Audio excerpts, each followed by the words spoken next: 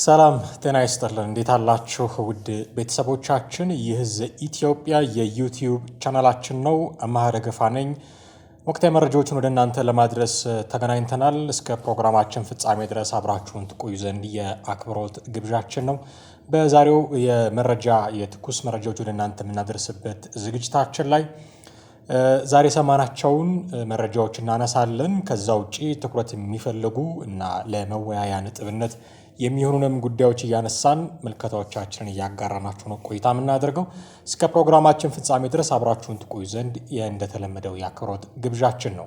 እንደ ሁልጊዜው ዛሬም ቻናላችንን ሰብስክራይብ ማድረግ፣ የደወል ምልክቱን መጫን፣ ቪዲዮቻችንንም ሼርና ላይክ በማድረግ አብሮነታችሁን እንድታሳዩን እንጠብቃለን። ስለምታደርጉልን የትኛውም አይነት ትብብር ግን ከወዲሁ እጅግ አድርገን ለማመስገን እንወዳለን። በቀጥታ ወደ ዛሬው ፕሮግራማችን እናልፋለን። አብራችሁን ቆዩ። በቀዳሚነት የምናነሳው ትላንትናና ዛሬ በማህበራዊ ሚዲያው ላይ በጣም በስፋት ሲዘዋወር የነበረ አንድ ጉዳይ አለ። አምቦ ውስጥ ተደረገ የተባለ ነው። በአምቦ ከተማ የተቀረጸ አንድ ቪዲዮ አንድ ሰው 3 ልጆችን ሲደበድብ ሲመታ ዘግናኝ በሆነ ሁኔታ ጥቃት ሲያደረሰባቸው የሚታይ ነው። በቪዲዮ ላይ የሚታይ አንድ ግለሰብ 3 ወጣቶችን አግቶ ማለት በሚቻል ደረጃ ሰብአዊነት በጎደለው መልኩ ሲሰድብ፣ ሲያሰቃይ፣ ሲደበድብ ጥቃት ሲያደርስባቸው ይታያል። እንግዲህ ይህ ሰው አምቦ ከተማ ውስጥ ያለ ሰው እንደሆነ ነው የተለያዩ መረጃዎች እየወጡ የሚገኙት። ጃዋር መሐመድ በፌስቡክ ገጹ ላይ ሌሎችንም ቪዲዮዎች አሁን በጣም በስፋት እየተዘዋወረ ካለው ውጪ ሌሎችንም ቪዲዮዎች ደግሞ ውጪ መዝናኛ ቦታው ላይ ቡና ሻይ የሚጠጣባቸው ቦታዎች ላይም እንደዚሁ ከሌላ ሰው ጋር ሆኖ ለሁለት ሆነው አንድ ሰው ደግሞ እንዲህ ሲደበድቡ የሚያሳይ ቪዲዮም እንዲሁ ተለቋል። እንግዲህ ይህ ድርጊት የብዙዎችን ያሳዘነ ነው እና እንዲህ አይነት የዜጎችን ደህንነት አደጋ ላይ የሚጥሉ ጉዳዮች እስከ መቼ ነው ዝም የሚባሉት የሚል ጥያቄንም ያስነሳ ጭምር ነው። በጠራራ ፀሐይ ሻይና ቡና በሚጠጣባቸው ቦታዎች ሰዎች ምናልባት እየተዝናኑ ሊሆን ይችላል። ምናልባት በስራ መሃል ሪፍሬሽመንት አስፈለጓቸው ሊሆን ይችላል። ምናልባት ደግሞ ምግብ ሊበሉም ቡናም ሊጠጡ ተቀምጠው ባለበት ቦታ ሄዶ ሰውን መደብደብ አሁን ከድብደባው ጀርባ ያለውን ነገር አናውቅም። ተጣልተው ሊሆን ይችላል። ከከተማው ሰው ሁሉ ጋር ሊጣላ አይችልም። ፎርዛት ማተር ግን እንደ ውስጥ የሆነ ሩም እንስጠውና ተጣልተው ሊሆን ይችላል። እንደው የሆነ ቂም ኖሮበት የፈለገ ነገር ግን ቢኖር እንዲህ ባለ መልኩ የሰው ልጅን መደብደብ አግባብ አይደለም፣ ተገቢ አይደለም። የህግ የበላይነት ያለበት ሀገር ነው ካልን እንዲህ አይነት ሁኔታዎችን የሚያስታግዝ ህግ ነው ኤክስፔክት የምናደርገው። ብዙ ነገሮች ሊኖሩ ይችላሉ ከጀርባ እኛ ማናውቃቸው በጣም በርካታ ነገሮች ሊኖሩ ይችላሉ። ነገሩን በብዙ ነገር የሚተረጉሙት ሰዎችም ሊኖሩ ይችላሉ። ግን የአንድ ዜጋ ደህንነት መከበር አለበት ከሚል በጣም መሰረታዊ ነገር ተነስተን እንዲህ አይነት ጉዳዮች ረጅም ርቀት ሳይሄዱ መገታት ያለባቸው ጉዳዮች ናቸው። እዚህ ላይ መቼም ጉንጭ አልፋ ክርክር ሊገጥም የሚመጣ ሰው አለ ብዬ አላስብም። ይህ ዝም ሊባል የማይገባው በጣም እጅግ በጣም አደገኛ ጉዳይ ነው። በጠራራ ፀሐይ ሊያውም ቪዲዮ እየቀረጸ አሁን አንዳንድ ጊዜ እንዲህ አይነት ጉዳዮች በህግ ተጠያቂነት እንደሚያስከትሉ ስለሚታወቅ እንዲህ አይነት ጉዳዮች በማህበረሰቡ ተቀባይነት እንደሌላቸው ስለሚታወቅ በድብቅ ሊደረጉ ይችላሉ። መደረጉ አግባብ ነው እያልኩኝ አይደለም። ግን ከፍርሃት የተነሳ ልታሰር ልቀጣ እችላለሁ፣ ማህበረሰቡ ሊያገለኝ፣ ከማህበረሰቡ ልወጣ እችላለሁ ከሚል ስጋት በድብቅ ሊደረጉ ይችላሉ። ያንን ተከታትሎ በራሱ የምርመራ ሂደት ፖሊስ ተከታትሎ ለህግ ፊት እንደሚያቀርበው ነው የምንጠብቀው።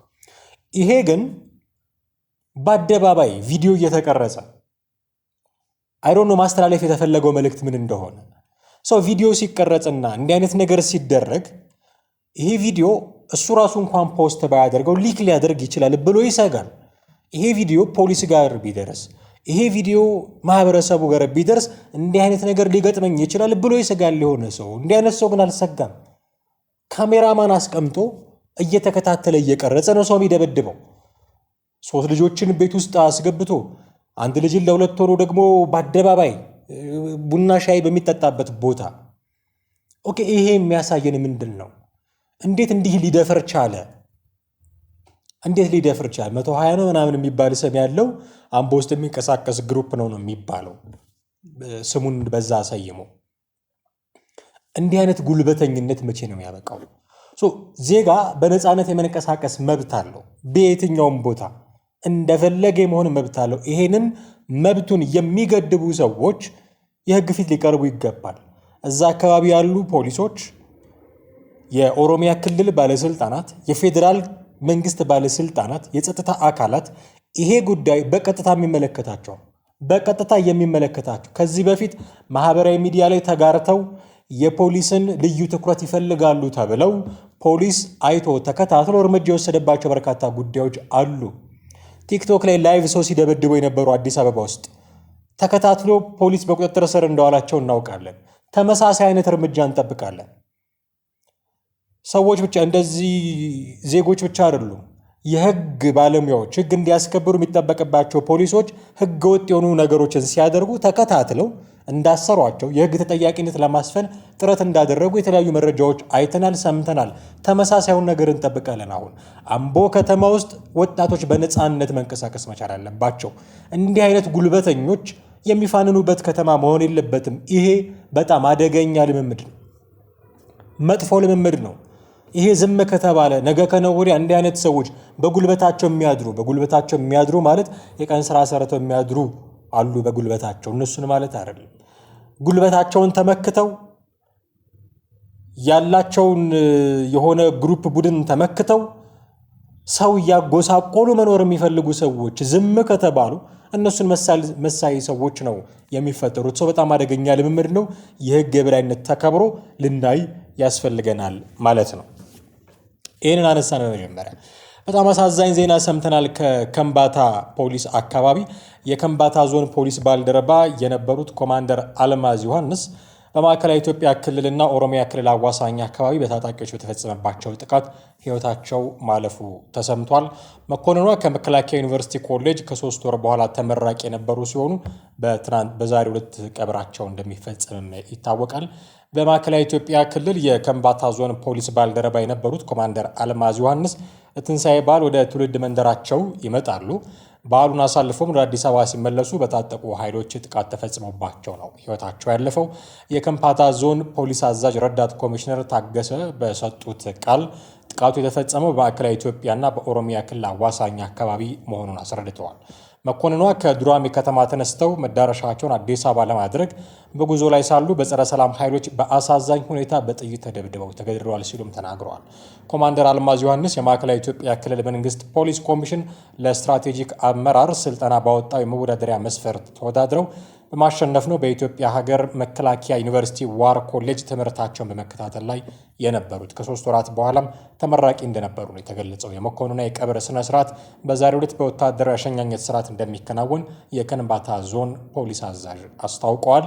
እንግዲህ አሁን ተንቀሳቅሶ እንደ ልብ ተንቀሳቅሶ መስራት፣ ቤተሰብ መጠየቅ አስቸጋሪ የሆነው ለዜጎች ብቻ አይደለም ማለት ነው። ለጸጥታ አካላት ለፖሊስ አባላትም ጭምር እንዲህ አይነት ተግዳሮቶች እየተፈጠሩ ነው ማለት ነው። ስለዚህ በየትኛውም አማራጭ እና በአጠረ ጊዜ እንዲህ አይነት ጉዳዮች ወደ ሰላም መምጣት መቻል አለባቸው። አንዳንድ አካባቢዎች ያሉ ታጣቂዎች ዝም በተባሉ ቁጥር እንዲህ ያሉ ጉዳዮች ነው የወረዳ አስተዳዳሪዎች ይገድላሉ፣ የቀበሌ አስተዳዳሪዎች ይገድላሉ፣ እንደዚህ ያሉ የፖሊስ አባላትን ይገድላሉ። ከ3 ወር በኋላ ልትመረቅ የደረሰች የፖሊስ መኮንን ነች። ይገድላሉ፣ ዜጎችን ይገድላሉ፣ ያግታሉ፣ መኪና ያቃጥላሉ፣ ቤት ይዘርፋሉ። መቼ ነው ሀይ የሚባሉት? መቼ ነው አቁሙ የሚባሉት? መቼ ነው ተመጣጣኝ እርምጃ ተወስዶ ዜጋ መቼ ነው ተመጣጣኝ እርምጃ ተወስዶ አመራሮች እረፍት የሚያገኙት፣ ሰላም የሚያገኙት? ይህ በጣም ትኩረት የሚሻ ጉዳይ ስለሆነ በጣም በአፋጣኝ እርምጃ ሊወሰድበት የሚገባ ጉዳይ ነው ማለት ነው። ወደ ቀጣዩ መረጃችን ስናልፍ ትላንትና ሌተናል ጄኔራል ታደሰ ወረደ ወደ አዲስ አበባ የመጡበትን ጉዳይ አብራርተዋል። ጋዜጣዊ መግለጫ ሰጥተው ነበረ። ሌተናል ጄኔራል ታደሰ ወረደ በቅርቡ ወደ አዲስ አበባ ሄደው የነበረው ከደብረጽዮን ገብረ ሚካኤል ጋር በመመካከር እና በመስማማት እንደሆነም ጭምር ተናግረዋል። ፌዴራል መንግስት ለ1 ዓመት ስልጣናቸውን ያራዘመላቸው እኚህ የትግራይ ክልል ጊዜያዊ አስተዳደር ፕሬዚዳንት ሌተናል ጄኔራል ታደሰ ወረደ ወደ አዲስ አበባ ያደረጉት ጉዞ የህወሓት ሊቀመንበር ደብረጽዮን ገብረ ሚካኤል በሚያውቁት ከእሳቸው ጋር በመከሩበት እንዲሁም በተስማሙበት፣ ይሄ ሊሰመርበት ይገባል፣ በሚያውቁት በመከሩበት እና በተስማሙበት መንገድ መሆኑን ገልጸዋል። ምክንያቱም የአንድ ዓመት ከተራዘመላቸው በኋላ ህወሓት ይህንን ተቃውሞ መግለጫ ማውጣቱ ይታወሳል። ተስማምተህ ከላክ በኋላ ተራዘመላቸው አልተራዘመላቸው የሚል የተቃውሞ መግለጫ ማውጣት ምን ማለት ነው የሚለውን ጉዳይ እንድናጤነው እድል ስለሚሰጥ ማለት ነው። እንግዲህ ፕሬዚዳንቱ ትናንትና ከሰዓት በኋላ ነው ጋዜጣዊ መግለጫ የሰጡት። በዚህ ወቅት እንዳብራሩት በቅርብ ወደ አዲስ አበባ ያደረጉት ጉዞ በፌዴራል መንግስት ጥሪ ተደርጎላቸው እና የፕሪቶሪያል ውል በፈረመው በህወሓት በኩል ስምምነት ተደርሶበት በተለይም ስፔሲፊካሊ ከዶክተር ደብረጽዮን ገብረ ሚካኤል ጋር በተደረሰ ስምምነት መሆኑን ይፋ አድርገዋል። ሌፍተና ጀነራል ታደሰ ወረደ እንግዲህ በአዲስ አበባ ከፌዴራል መንግስት ጋር በነበራቸው የስራ ገምገማ ያቀረቡት ሪፖርት ያተኮረባቸው ነጥቦች ምንድናቸው የሚለውንም በዚሁ የጋዜጣዊ መግለጫቸው ላይ አንስተው ነበር እና በሪፖርቱ ላይ የተነሱት ጉዳዮች ምንድናቸው የሚለውን ካየን ተፈናቃዮችን ወደ ቀያቸው መመለስና የትግራይ ክልልን ግዛት እንዲከበር ማድረግ የሚል የመጀመሪያ ነጥብ አንስተዋል። አሁን ይሄ ታደሰ ወረደን እኛ እንፈልጋቸውም ለሚሉት ህወሓቶች አጀንዳቸውን ነው 4 ኪሎ መጥተው ያቀረቡት። ታደሰ ወረደ ተፈናቃይ እንዲመለስ እንፈልጋለን የሚል የሁል ጊዜ ጩኸታቸው ነው። እነ ደብረጽዮን ገብረ ሚካኤል፣ እነ ፈትለወርቅ፣ እነ ሞንጆሪ ነው የሁል ጊዜ ጩኸታቸው ነው። እና ማኑኤል አሰፋ በጥቅሉ ህወሓት የምንለው አካል ተፈናቃዮች ወደ ቀያቸው መመለስ አለባቸው የሚል የሁል ጊዜ ጩኸቱ ነው። አሁን ተመልሰዋል ወይስ አልተመለሱም? ይመለሱ ሲባል እነማንን ነው ይመለሱ እያሉ ያሉት የሚለው ከጀርባ ያለ ጉዳይ ነው። በጣም ብዙ ክስ የሚቀርብበት እንደሆነ እናውቃለን። ህወሓቶች ተፈናቃዮች ይመለሱ ሲሉ እዛ ቦታ ይኖሩ ያልነበሩ እና ታጣቂ የሆኑ የውጊያ ልምድ ያላቸው ሰዎችን አብሮ ማስገባት ይፈልጋል በተፈናቃዮች ስም የሚል ክስ ይቀርብበታል። ሆን ብሎ እንዳይሄዱ እያደረገ ይሂዱ የሚል ጥያቄ ለማስነሳት ይጠቀምባቸዋል። ተፈናቃዮችን እንደ ሆስቴጅ ነው የሚጠቀምባቸው የሚል ክስም ይቀርብበታል። ኦኬ፣ ይሄ የሚቀርብበት ክስ እንዳለ ሆኖ ግን ሁልጊዜ የሚለው ምንድን ነው? ተፈናቃዮች ይመለሱ፣ ተፈናቃዮች ይመለሱ፣ ተፈናቃዮች ይመለሱ። ይህንን ጥያቄ ይዤ ነው 4 ኪሎ የሄድኩት ለጠቅላይ ሚኒስትሩ፣ ለፊልድ ማርሻሉ፣ ለውጭ ጉዳይ ሚኒስትሩ አቶ ጌታቸው ረዳም ለነበሩበት ስብሰባ በግምገማ መልክ ያቀረብኩት ሪፖርት የትግራይ የተፈናቃዮችን ወደ ቀያቸው መመለስ አለብን የሚል ነው። አንደኛው ይሄ ነው። ሁለተኛው የትግራይ ክልልን ግዛት እንዲከበር ማድረግ የሚል ሪፖርት አቅርበዋል። የትግራይ ክልል ግዛት የሚሉት እነሱ ምዕራብ ትግራይ እና ደቡብ ነው የሚሉት ራያና ወልቃይት። ይሄም የህወሓት የሁል ጊዜ ጥያቄ ነው። የሁል ጊዜ ጥያቄ ነው።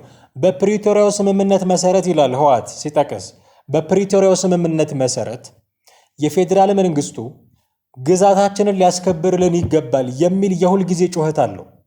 የሁል ጊዜ ጩኸት በፌዴራል መንግስቱና በህወሓት መካከል አንዳች ቁርሾ በተከሰተች ቁጥር ሁሌም ያነሳው ነገር ይሄ ነው። ግዛታችን ይከበርልን፣ ግዛታችን ይከበርልን፣ ድንበራችን ተጥሷል፣ የአማራ ክልል ኃይሎች እዛ አሉ፣ መውጣት አለባቸው፣ ከፌዴራል መንግስቱ ኃይሎች ውጭ ያሉ የክልል ኃይሎች መውጣት አለባቸው የሚል የሁል ጊዜ ለቅሶ ነው የህወሓት። ይሄንን ወስጄ አቅርብ ያለው ለጠቅላይ ሚኒስትሩ አቅርብ ያለው ለፊልድ ማርሻሉ አቅርብ ያለው ግምገማ የተደረገው እዚህ ላይ ነው እያሉ ነው ሌፍትናንት ጀነራል ታደሰ ወረደ። ይሄንን ሪፖርት ያቀረቡትን ሰው ነው አልፈልግም ያለው። እኔ አሁን ጀነራል ታደሰ ወረደ 1 ዓመት ይገባቸዋል አይገባቸውም የሚል ክርክር ቢነሳ እኔ አይገባቸውም የሚለውን ሳይድ ይዤ ነው መከራከረው። ግን እኔ ስላልኩኝ የሚሆን ነገር ስላልሆነ 1 ዓመት ተሰጥቷቸዋል። 1 ዓመት ሲሰጣቸው ህወሓት መቃወሙ ግን ሲገርመኝ ይኖራል። እንዲህ አይነት ሪፖርት እያቀረቡ ትግራይ ክልል ውስጥ ያሉ ፖለቲከኞች፣ ትግራይ ክልል ውስጥ ያሉ የጸጥታ አካላት ወይ ደግሞ የሆኑ ወታደር ውስጥ ያሉ ሁሉም ሊባል በሚችል መልኩ በወልቃይትና በራያ ያላቸው አቋም ተመሳሳይ ነው። ምናልባት የአካሄድ ልዩነት ካልሆነ በስተቀር ታደሰ ወረደና ደብረጽዮን ገብረ ሚካኤል በመካከላቸው ስለ ወልቃይት ምንም አይነት የአቋም ልዩነት የለም። ይሄንኑ ነው ሄጄ ሪፖርት ያደረግኩት አሉ ሰውየው ጀነራሉ። እንዴት ነው በማግስቱ መግለጫ አውጥታ አልፈልጋቸውም የምትለው? ኦኬ፣ እንዲህ አይነት ሪፖርት የሚያቀርቡትን ሰው ሌሎች ያቀረቧቸው ሪፖርቶች በጦርነቱ የወደሙ ተቋማትን መልሶ ስለመገንባት፣ በትምህርትና በጤና ዘርፍ ያሉ እንቅስቃሴዎችን እና የበጀት መቋረጥን ተከትሎ የተከሰተ የመድኃኒት እጥረት እንደዚህ የሚሉት ይገኝባቸዋል። ከዚህ በተጨማሪም ከጦርነቱ በኋላ የክልሉ የእርሻ እንቅስቃሴ መልሶ ለማነቃቃት ሊገቡ ከተፈቀዱት 500 ትራክተሮች 85ቱ ከገቡ በኋላ ጅቡቲ ወደብ የቀሩበት ምክንያት በሪፖርቱ ለፌዴራል መንግስት በጥያቄ መልክ ማቅረባቸውንም ገልጸዋል ጀነራል ታደሰ ወረደ። በሌላ በኩል ሌፍተናንት ጀነራል ታደሰ ወረደ ህወሓት ወጥቶ ስለተቃወመው የስልጣን ዘመናቸው ለአንድ ዓመት ስለተራዘመበትን መንገድ እንዲሁ ገልጸዋል። እንግዲህ እሳቸው እንዳሉት መጋቢት 30 2018 ዓ.ም ሲጠናቀቅ የነበረው የጊዜያዊ አስተዳደሩ ስልጣን ጊዜ ተከትሎ የስልጣን ክፍተት ተከስቶ ክልሉ መንግስት አልባ እንዳይሆን ከ2 ወር በፊት ጀምሮ ከፌዴራል መንግስት ጋር ምክክር ሲደረግበት የነበረ ነው ብለዋል። ከ2 ወር በፊት ከመሾማቸው ከ2 ወር በፊት ጥር ምናምን አካባቢ ማለት ነው ከፌዴራል መንግስቱ ጋር ምክክር ላይ ነበርን። ምክንያቱም የስልጣን ክፍተት እንዳይኖር ተሰግቶ ነው ይሄ የተደረገው የሚል መረጃ ሰጥተዋል። ይሄ መረጃ 2 ወር ሙሉ ስንነጋገር ነበር ካሉ በኋላ ይህን መረጃ ከሰጡ በኋላ ወደ አዲስ አበባ ሰጓዝ አሉ። የፕሪቶሪያ ውል ፈራሚ የሆነው ህወሓት ሊቀመንበር የሆኑት ዶክተር ደብረጽዮን ገብረ ሚካኤል ጋር በመመካከር በመስማማት ነው ብለዋል። ስለዚህ ከፌዴራል መንግስቱ ጋር ከ2 ወር በፊት ጀምሮ ንግግር ሲያደርጉበት ነበረ። በኋላ ወደ አዲስ አበባ ሲመጡም ደግሞ ከህወሓቱ ሊቀመንበር ከዶክተር ደብረጽዮን ገብረ ሚካኤል ጋር የተስማሙበት ጉዳይ ነው። ይህንን በግልጽ ያሳወቁት የትግራይ ክልል ጊዜያዊ አስተዳደር ፕሬዝዳንት ሌፍተናንት ጀነራል ታደሰ ወረደ የስልጣን ዘመን በ1 ዓመት መራዘሙ ይፋ ከተደረገ በኋላ ግን ህወሓት በማግስቱ ወጥቶ ይሄ የኔ ይሁንታ ያልተጠየቀበት ውሳኔ ነው ልቀበለው አልችልም የሚል መግለጫ ማውጣቱ ይታወሳል። ይህንን መግለጫ በሚሰጡበት ጊዜ ሌፍተናንት ጀነራል ታደሰ ወረደ በትላንትናው ዕለት በዛው ትይዩ ይሄ መግለጫ የተሰጠው መቀሌ ውስጥ ነው። በዛው ትይዩ አክሱም ከተማ ውስጥ ህወሓቶች ስብሰባ ላይ እንደነበሩም እንዲሁ መረጃዎች ወጥተዋል። ስብሰባ እያደረጉ ነበር። ይሄ ስብሰባ ሲጠናቀቅ ሊወስኑ ይችላሉ ተብሎ ከሚጠበቁት ውሳኔዎች መካከል በጣም አደገኛ ውሳኔ ነው የሚሆነው የሚባለው ነገር እውነት ከሆነ የታደሰ ወረደ አስተዳደር ማብቃቱን እና በምርጫ አሸንፊያለሁ ብሎ የነበረው የአስተዳደር እንዲመለስ እንደሚያደርጉ እና ይህንን እንደሚያውጁ ነው ከዚህ ስብሰባ በኋላ የሚጠበቀው። ይሄ ከፌዴራል መንግስቱ ጋር በቀጥታ ጦርነት ውስጥ የሚያስገባው ውሳኔ ነው የሚሆነው። የባለፈው ጦርነት መነሻ ምርጫ ለምን አደረጋችሁ የሚል ጭምር ነው። በነገራችን ላይ ምርጫ ለምን አደረጋችሁ የሚል ጭምር ነው። ስለዚህ ያ ምርጫ ለምን አደረጋችሁ ተብሎ ጦርነት ውስጥ የተገባበት ምርጫ ያመጣውን ውጤት አሁን ተግባራዊ ማድረግ እንፈልጋለን ካሉ እነዚህ ሰዎች ጠቅላይ ሚኒስትሩ ለ1 ዓመት ያራዘሙትን ስልጣን አግደው የራሳቸውን ሰው አስቀምጠው which means ደብረጽዮን ገብረ ሚካኤል ራሳቸውን የክልሉ አስተዳደር አድርገው ካስቀመጡ ከፌዴራል መንግስቱ ጋር ግልጽ የሆነ የግጭት ውስጥ ነው የሚገቡት ማለት ነው። ስለዚህ በጣም አደገኛ ውሳኔ ሊወስኑ ይችላሉ። በጣም አሳሳቢ ሁኔታ ነው የሚሆነው። የሆነ ሆኖ ግን ሌፍተናንት ጀነራል ታደሰ ወረደ ትናንት በሰጡት መግለጫ ላይ ከደሙ ንጹህ አይደሉም። ችግር ከተፈጠረ 1 ዓመት መራዘሙ ስልጣን 1 ዓመት መራዘሙ ችግር የሚያመጣ ከሆነ ህወሓት እንደሚለው ችግር የሚያመጣ ከሆነ ተስማምተን ነው ይሄድ ነው ከደብረጽዮን ጋር የሚል ነገር ነው ሲናገሩ የሰማናቸው። ወደ ቀጣዩ ጉዳያችን እንለፍ። ውድ ቤተሰቦቻችን ጎንደር አካባቢ የተፈጠሩ ችግሮች አሉ። በፋኖች መካከል ጎንደር አካባቢ የተፈጠሩ ችግሮች አሉ። ሞዓ ተዋህዶን ጭምር እዚህ ውስጥ የሚያስገባ ችግር ነው ተፈጥሮ ያየ ነው። ምንድነው እየተደረገ ያለው ጎንደር ላይ? እዛ በፋኖች መካከል የሚደረግ የቃላት እንካ ሰላንትያ አለ። በላይ ዘለቀ የሚባል እዝ አለ እና ተስማምቶ አንድ መሪ ሳይመርጥ ጠቅላይ ግዛቱ ሁሉም የበላይ እዝ ሰራዊት ያልተስማሙበትን መሪ ለማድረግ ለመቀበል የሚያደርጉት ሴራ አለ በሚል ጥያቄ ይነሳል። አፋ ብን የሚባለው አሁን ያለው እንዲህ አይነት ጠቅላይ መሪዎች ለመሾም ጎንደር አካባቢ የበላይ በቀለ እዝ ተስማምቶ ያላጸደቀውን ሰው ለመሾም ጥረት እያደረጉ ነው የሚል ክስ ያቀርባሉ። አንደኛ ይሄ ነው። ሁለተኛ የጎንደር አንድነት ሳያጠናቅቁ በተለያየ እዝ እንዳሉ ድርጅት መሰረትን ብለው በአፈንጋጭ ስም ጎንደርን ድጋሚ የደም ምድር ለማድረግ የእብሪት ውሳኔ ወስነዋል እየተባሉ እየታሙ ነው እነ ዘመነ ካሴ። ጎንደር ውስጥ በጣም አሳሳቢ ጉዳይ ነው ያለው በፋኖች መካከል። ሁለተኛው ይሄ ነው። ሶስተኛው ችግር ምንድን ነው? ጎንደር ላይ የተነሳን መሪ አንቀበልም የሚል ጥያቄ ወደ ጎን በመተው የጎንደር ፋኖ እንዲገዳደል የድርጅቱ መርህ ነው አንቀበልም የሚል የሶስተኛ ወገን ውሳኔ ተላልፏል ይላሉ። ሁለት ወገኖች አሉ ስልጣን ይገባኛል የሚሉ እና የተወሰነው ውሳኔን አንቀበልም የሚለውን የጎንደር ፋኖን ጥያቄ ወደ ጎን በመተው እነ ዘመነ ካሴ የሶስተኛ ወገን ውሳኔ አስተላልፈዋል፣ ይሄ ችግር ነው የሚል ጥያቄ የሚያነሱ አሉ።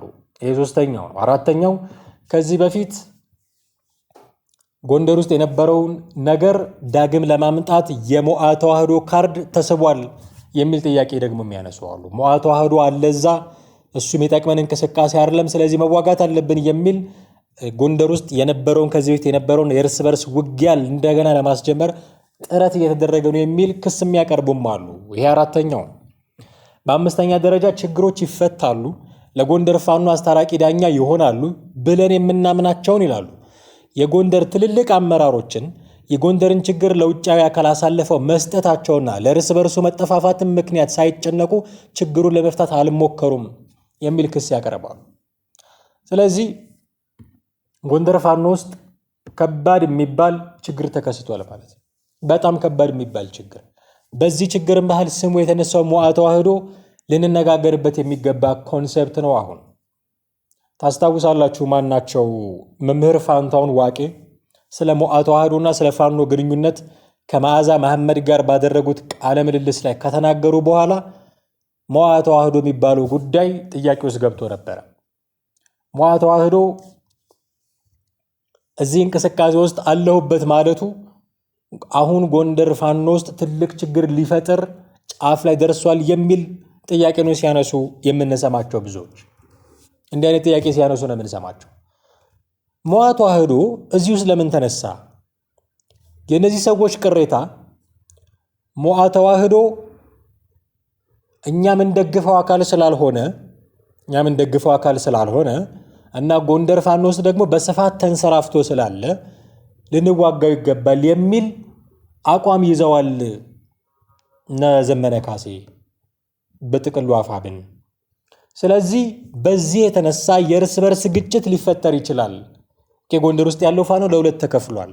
አንዱ ሞዓ ተዋህዶ ተብሎ ሌብል ተደርጓል፣ ሌላው የአፋብን ጎራ ነው። ስለዚህ በግጭት ምክንያት የሰው ሕይወት ሊጠፋ ይችላል የሚል ስጋት ነው። እዚህ ውስጥ የተነሳበት ምክንያት ሞዓ ተዋህዶ ይሄ ነው። ፖለቲካና ሃይማኖት እንዴት ነው የሚታዩት? ሞዓ ተዋህዶ ያሸንፋል እንደዚህ የሚል ትርጉም እንዳለው ነው የሚናገሩት እነ መምህር ፋንታውን ዋቄ። እዚህ እንቅስቃሴ ውስጥ መግባቱ ሪሊ ኦርቶዶክስን ይወክላል ወይ የሚል ጥያቄ መጀመሪያ ማንሳት ያስፈልጋል። ኦርቶዶክስን ይወክላል እንድንል የሚያደርገን መሰረት የለንም። ምክንያቱም ሲኖዶስ ተሰብስቦ ከዚህ በኋላ ትጥቅ ትግል የሚያደርገውን ፋኖን ደግፉ ብሎ ያቋቋመው ሞዓ ተዋህዶ የሚባል ተቋም የለም። ሞዓ ተዋህዶ የሚባል እንቅስቃሴ እንዳለ ከዓመታት በፊት እናውቃለን። የራሱ ጥያቄዎች አሉት። የኦርቶዶክስ ላይ እንዲህ አይነት ጉዳዮች እየተፈጠሩ ነው፣ የስደት ዘመናችን ላይ ነው የሚል በጣም ትልልቅ የሚከበሩ መምህራን ተሳታፊዎች የነበሩበት የራሱ እንቅስቃሴ እንዳለው እናውቃለን። በዚህ መጠን ፖለቲካ ውስጥ ኢንቮልቭ የሚያደርግ አሁን እዛ ስብስብ ውስጥ ያሉት ፋንታውን ዋቄ የተናገሩትን እንደወረደ ወስደን የትጥቅ ትግል ውስጥ የፋኖ የትጥቅ ትግል ውስጥ ኢንቮልቭ የሚያደርግ አካል ስለመሆኑ ግን አናውቅም ነበር። ኦርቶዶክስን ይወክላል ሲኖዶሱ የመደበው ነው የምንልበት መሰረት የለንም። ምዕመኑ ተሰብስቦ የመረጠው ሲኖዶስ ተሰብስቦ የመረጠው አካል ስላልሆነ የትጥቅ ትግል ውስጥ እንዲገባ ፍላጎት የላትም ቤተክርስቲያኗ ብሎ መናገርም በጥቅሉ ይቻላል። ሃይማኖትን እና ፖለቲካን ሃይማኖትና የትጥቅ ትግልን ቀይጦ የመንቀሳቀስ አባዜ ካልሆነ በስተቀር እነሱ ከገቡ በኋላ ነው እነ ዘመነ ካሴ ትልቅ መስቀል ማንጠልጠል የጀመሩት የሚሉ ትችቶችም ሁሉ ሲነዛ ነበረ። አሁን ያንን ስም ለመቀየር በሚመስል ደረጃ አፋብኖች ሞዓ ተዋህዶን መዋጋት አለብን የሚል እንቅስቃሴ በመጀመር ጎንደር ፋኖ ውስጥ ክፍፍል እየፈጠሩ ነው፣ ሊያገዳድሉ ነው የሚል እንቅስቃሴ ማለት ጥያቄም ተጀምሯል። ሃይማኖት የትጥቅ ትግልን ሲጀመር አይደግፍም። ይሄ ኦርቶዶክስን ይጠቅማል ብለው የሚያደርጉት እንኳን ቢሆን እነ ፋንታውን ዋቄ ያደርገውት እንኳን ቢሆን ይጠቅማታል የሚል ጥያቄም ተያይዞ ማንሳት ያስፈልጋል። አይጠቅማትም፣ ስሟን ነው የሚያበላሸው። በዚህ ደረጃ ሊታይ የሚገባው ሆኖ እያለ በዚህ ሞዓ ተዋህዶ ትግል ውስጥ አለ በሚል ስያሜ ተነስተው የጎንደር ፋኖን እርስ በርስ ሊያዋጉ ነው እና አፋብኖች እኛ የመረጥነውን ሰው ሳይመርጡ እነሱ የመረጡብንን እየጫኑ ተዋህዶ አለ እያሉ እያስፈራሩ ነው። ግን እኛም ማንነንስም ብለው ደግሞ ፎቶዎች እየለቀቁ ነው። የሰራዊት የታጠቀ ሰራዊት ፎቶ እየለቀቁ ያሉበት ሁኔታ ነው የተከሰተው ማለት ነው። በዚህ አካሄድ ፋኖ ወዴት ያመራል? በጣም አሳሳቢ ጉዳይ ነው የሚሆነው ማለት ነው። ወደ መጨረሻው ጉዳያችን እናልፋለን። አንድ ቴዲ የሚባል ልጅ ብዙዎቻችሁ ታውቁታላችሁ ብዬ አስባለሁ። ኢትዮ ሰላም ካልተሳሳትኩኝ የዩቲዩብ ገጽ ላይ ብቻውን የሚሰራው ልጅ መንግስት፣ ፋኖ፣ ኦላና ህወሓት አንድና ያው ናቸው። ኦኬ አንድና ያው ናቸው ማለት በሀሳብ ይገናኛሉ ምናምን ማለቱ ሳይሆን ከኛ እንዳንዱ ነው ብልጽግና ብሏል አስረስ ማረ ዳምጤ። ስለዚህ ልክ ነው የሚል አስተያየት ሲሰጥ ሰማው። ጥቂት እስኪ የተናገረውን እንስማ። ለመነሻ መንደርደሪያ እንዲሆንን ጥቂት ሰምተነው እንመለሳለን። አስረስ ማረ ልክ ነው። መንግስት ቁጥጥር የለውም። ከቁጥጥር አኳያ አንድን መንግስት የሚያስብለው ሀገሪቷ ላይ ቁጥጥር ሲኖረው ነው። ከዛ ውጪ ግን በቃ ያ መንግስት የሚያስብለው ነገር ብዙ የለው። ከታጣቂ እንደ አንዱ ነው ልትቆጥረው የምትችለው። ለምሳሌ ፋኖ ሁሉም ቦታ ላይ ቁጥጥር የለው። በዚህ ከብልጽግና አያንስም። ለምን? ብልጽግና ሁሉም ቦታ ላይ ቁጥጥር የለው።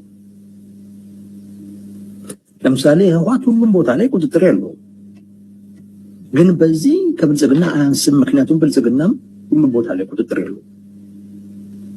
እውነቱን ነው። አስረስ ከኛ እንዳንዱ ነው ያለው። ምን የተለየ ነገር አለው? ምን አለው የተለየ? እሱም ሁሉንም አካባቢ አይቆጣጠርም። መካኛም ተቆጣጥረን የምናስተዳድረው እኮ አለ። እሱም ተቆጣጥሮ የሚያስተዳድረው አለ። በቃ ምን ልዩነት አለ?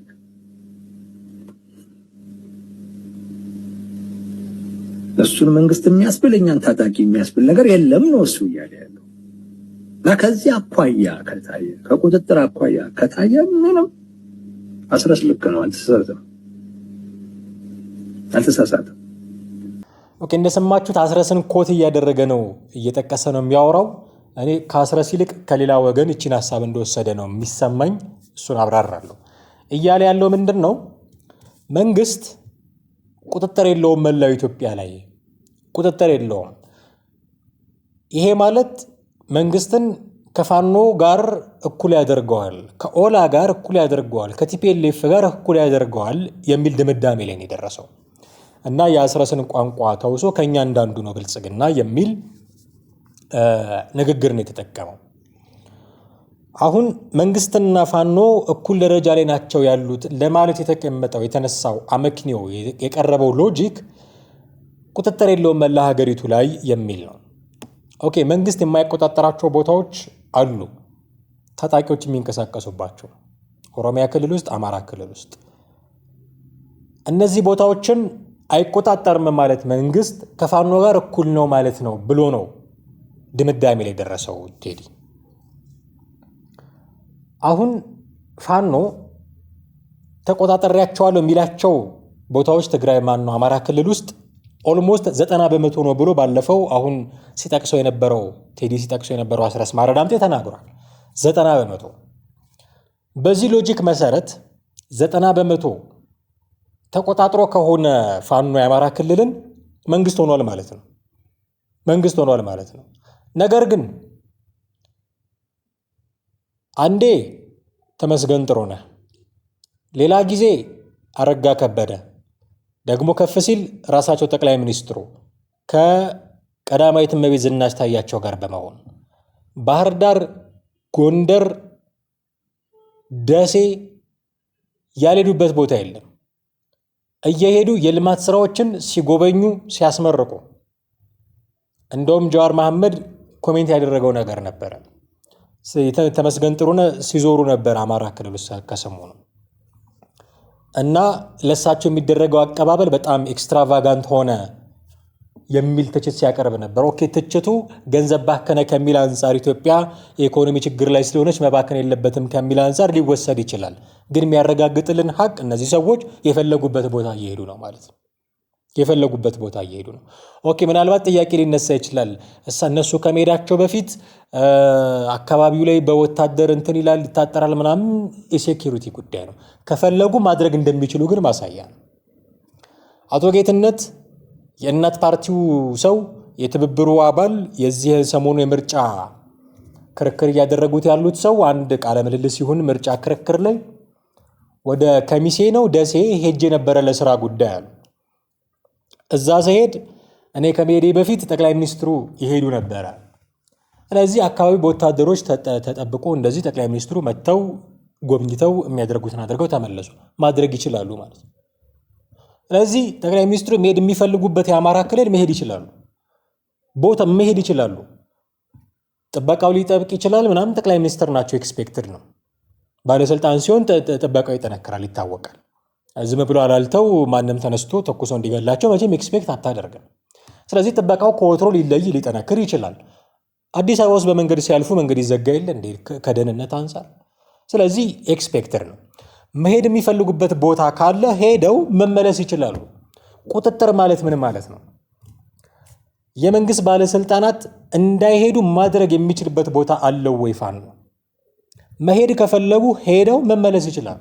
አንዳንድ ቦታዎችን ተቆጣጠርን ሲል ለምሳሌ ፋኖ ከ3 ከ4 ቀን በላይ ተቆጣጥሮ ያውቃል ወይ? ሲቆጣጠርስ ተዋግቶ አሸንፎ ነው ወይ የተቆጣጠረው?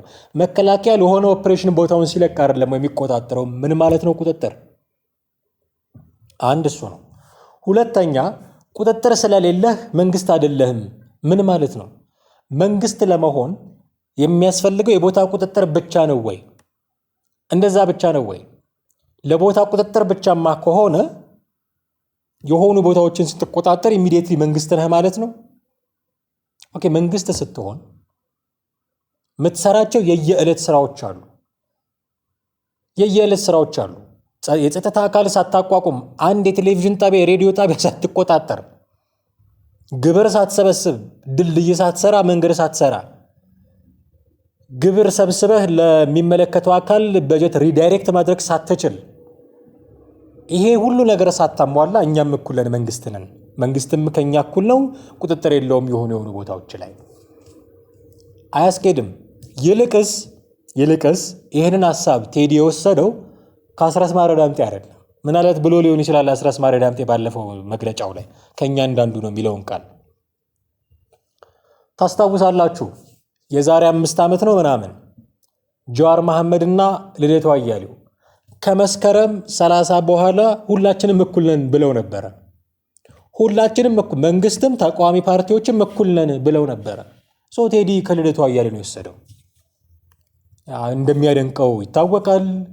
ከልደቱ ውጪ ፖለቲከኛ የለም ብሎ የሚገዘት ሰው እንደነበረ ይታወቃል። ምናልባት አሁን በመካከላቸው ክፍተት ከሌለ በስተቀር ልደቱ አያሌው ለመሆን የሚጣጣር ሰውዬ ነበረ። አገር ውስጥም እያለ በሚያቀርባቸው ትንታኔዎች፣ በሚሰጣቸው ቃለ ምልልሶች፣ የሆኑ የወጣቶች እንቅስቃሴዎች በነበረው ልደቱ አያሌውን ለመሆን የሚደረግ ጥረት ውስጥ የነበረ ሰው ነው።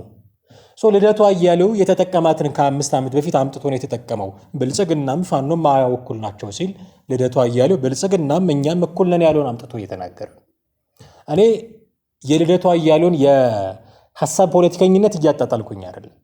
ሰላማዊ ትግልን የሚፈልግ የሚደግፍ ብዙ ሐሳቦች ያሉት ምናልባት ከቅርብ ጊዜ ወዲህ ዲክላይን እያደረገብኝ ቢሆንም አትሊስት በእኔ ምልከታ ብዙ ሐሳቦችን ኮንትሪቢዩት የሚያደርግ ለፖለቲካችን ትልቅ ፖለቲከኛ ነው ልደቱ አያሌው። ግን ሁሉም ነገሩ ደግሞ ልክ ነው ማለት አይደለም፣ ሊሳሳትም ይችላል። በቅርቡ የገባባቸው እንቅስቃሴዎች እኔ ብዙ ምቾት የሚሰጡኝ አይደሉም። ይሄ ማለት ግን ከዚህ በፊት የሰራቸውን ነገሮች ክሬዲት የሚያሳጣው አይደለም፣ ያለ ማለት ፈልጌ አይደለም። ግን ልደቱ አያሌው የተናገረውን አምጥቶ በአስረስ ማርነት ለውሶ ነው ያቀረበው። ሁላችንም እኩል ነን የሚል በል እንግዲህ እኩል ከሆንክ ብልጽግና መንግስት ነኝ በሚልበት አቋም ልክ መንግስት ነኝ ብለህ እስቲ ይውጣ። እኩል ከሆንክ በሰብስብ ግብር፣ ከዛ በሰበሰብከው ግብር መንገድ ስራ፣ ድልድይ ስራ። ኦኬ ይቅር፣ ሌላው መንገድ ድልድይ ምናምን የሚለው ይቅርና ብልጭልጭ ነው የምትለውም ኮሪደር ልማት ስራ አትሊስት ከሱ እኩል ከሆንክ ዝም ብሎ ተነስቶ መንግስት ነኝ ይባላል እንዴ? ከነሱ እኩል ነኝ ካልክ የሚሰሩትን አትሊስት መስራት አለብህ። ቁጥጥር የላቸውም የሚለውን አንድ መስፈርት ብቻ አንስተህ እሱንም ደግሞ በፈለጉ ጊዜ ገብተው መውጣት የሚችሉበት ቦታ ሆኖ አንስተናል ማሳያዎች። ነቀምት፣ ወለጋ ይሄዳሉ ጠቅላይ ሚኒስትሩ እንደምታውቁት። ሐረር እንደዚህ ያሌሉበት ቦታ የለም። ምክትል ጠቅላይ ሚኒስትሩም እንዲሁ ይዞራሉ። በርካታ ባለስልጣኖችን አስከትለው ነው የሚዞሩት። መሄድ ከፈለጉ ደርሰው አይተው ይመጣሉ። ጎንደር ሲመላለሱ ነበር፣ ባህር ዳር ሲመላለሱ ነበር፣ ድልድይ ሲመርቁ ነበር። ታስታውሳላችሁ እነ ማርሸት ፀሐዩ በሰርጓጅ መርከብ አመለጠን እንደው ድሽቃ ተኩሰንበት ምናምን ሲያስቀን የነበረ ጊዜ። የፈለጉበት ቦታ ይሄዳሉ፣ የፈለጉበት ቦታ ደርሰው ይመጣሉ። ይሄ ማለት ቁጥጥር የላቸውም ማለት ላይሆን ይችላል። ግን የለውም እንኳን በቃ ሙሉ ለሙሉ መንግስት ቁጥጥር የለውም በእነዚህ ቦታዎች የሚል አመክንዮን እንኳን አምነን ብንቀበል ኦኬ መንግስት ቁጥጥር ስለሌለው ከኛ እኩል ነው ካልክ የሚሰራውን ስራ እናንተ መስራት የምትፈልጉት የሚያዋጣን ይሄ ነው የሚለውን ብቻ ሳይሆን እሱን እናቆየውና መስራት የለበትም መንግስት ኮሪደር መስራት የለበትም ብልጭልጭ ነው ጊዜውን ያልጠበቀ ነው ተብሎ የሚታቸውን አትሊስት እሱን እንኳን ስራና እስቲ መንግስት መሆንህን አሳይ፣ ከብልጽግና እኩል መሆንህን አሳይ። ዝም ብሎ ብድግ ተብሎ እኔ ከብልጽግና እኩል ነኝ አይባልም። ይሄ ማለት እንደው መንግስት ችግር የለበትም ሁሉም ነገሩ ጽብ ድንቅ ነው የሚባል ካልኩሌሽን ውስጥ የተገባ አይደለም። ፐርሰናሊ እኔ ለምሳሌ አሁን ብዙ ጭቅጭቅ ይነሳል። መቼም እንደምታውቁት ስለ ኮሪደር ልማት ብዙ ጭቅጭቅ ይነሳል። መደረግ ያልነበረበት ነው። ያቺን እንትና ማናት አዲሷ ሚኒስትረ ስላሴ ብልጭልጭ ነው አለች። እንደዚህ ብዙ ነገሮች ይነሱበታል። እኔ ኮሪደር ልማት ላይ የማነሳው ጥያቄ የፕራዮሪቲ ጉዳይ አሁን መንግስት እንደ መንግስት በቅድሚያ መስራት ያለበት የትኛው ጉዳይ ላይ ነው የሚል ጥያቄ ነው እኔ የማነሳው። ኦኬ የሰላም ጥያቄ ያለበት ሀገር ውስጥ እየኖርን ነው። የኢኮኖሚ ጥያቄ ያለበት ሀገር ውስጥ እየኖርን ነው። አሁን የኢኮኖሚ ጥያቄ ሲባል በኮሪደር ልማት ምክንያት እኮ ብዙ የኢኮኖሚ እድሎች ተከፍተዋል የሚል ምላሽ እንደሚሰጥ አውቃለሁ። ኦኬ እሱን እንቶ የሰላም ጥያቄን ይመልሳል የኮሪደር ልማት? ኮንሰርናች የመጀመሪያ ኮንሰርናች ፕራዮሪቲ መስጠት ያለብን ለኮሪደር አያስፈልግም አይደለም። ኮሪደር ልማት አያስፈልግም፣ ውበት ጽዳት አያስፈልግም አይደለም። ብልጭልጭ ፕሮጀክት ነው ከነጨራሹ የሚባል ነገር የለም። ማነጻጸር ያለብን ጋይስ ከዚህ በፊት የምንወቅሰው መንግስትን እንወቅስ የነበረው የሚወቅሱ ሰዎች ተቋሚ ፓርቲዎች ይወቅሱ የነበሩት በሙስና ነበር አይደለ? ህወሓት መራሹን መንግስት ይወቅሱ የነበሩት በሙስና ነበር፣ ገንዘብ በማባከን ነበር፣ ምንም ባለመስራት ነበር። አሁን የሚወቀሰው ግን እኛ የምንፈልገውን ነገር ነው የሰራው በሚለው አትሊስት ሰርቷል ማለት ነው። ለዚህ ክሬዲት መስጠት አለብን። ሰርቷል። የሰራው ግን ቅድሚያ የሚሰጠው ጉዳይ ነው ወይ? እዚህ ላይ ነው ልዩነቱ።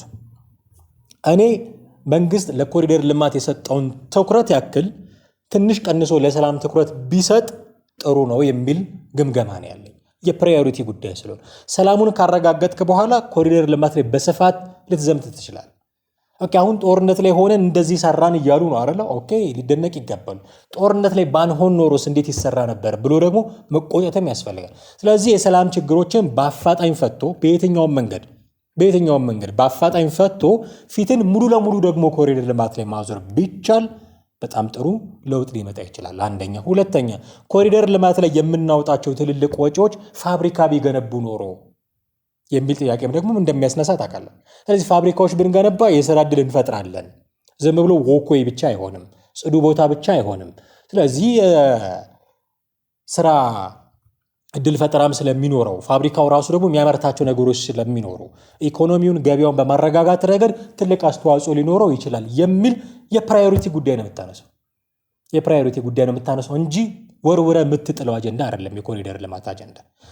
ይሄ ሁሉ እንደው ወተወርውሮ የሚጣል ነው እንኳን ብንል ተቃዋሚዎቹ እንደሚሉት ብልጭልጭ ነው እንኳን ብንል ኦኬ መንግስት ነኝ እኩል ነኝ ቁጥጥር ስለሌለው መንግስት ከነሱ ጋር እኩል ነኝ ካልክ አትሊስት ብልጭልጭ ነው ያልከውን እንኳን መታሰራ እሱን አሳይ።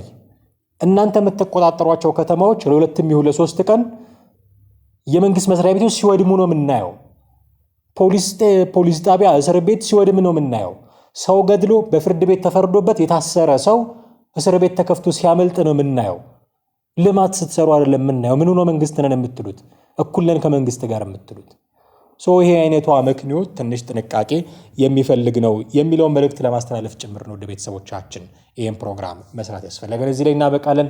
የዛሬውን ፕሮግራማችንን አብራችሁን ስለቆያችሁ ከኛ ጋር ቆይታችሁ ስለተከታተላችሁን እጅግ አድርገን እናመሰግናችኋለን። በሚቀጥለው ፕሮግራም በሌላ ርዕስ እንጠብቃችኋለን። በሌሎች መረጃዎች እንጠብቃችኋለን። ሀሳብ፣ አስተያየት፣ ጥያቄዎቻችሁን በተለመደው መንገድ ልታደርሱን ትችላላችሁ።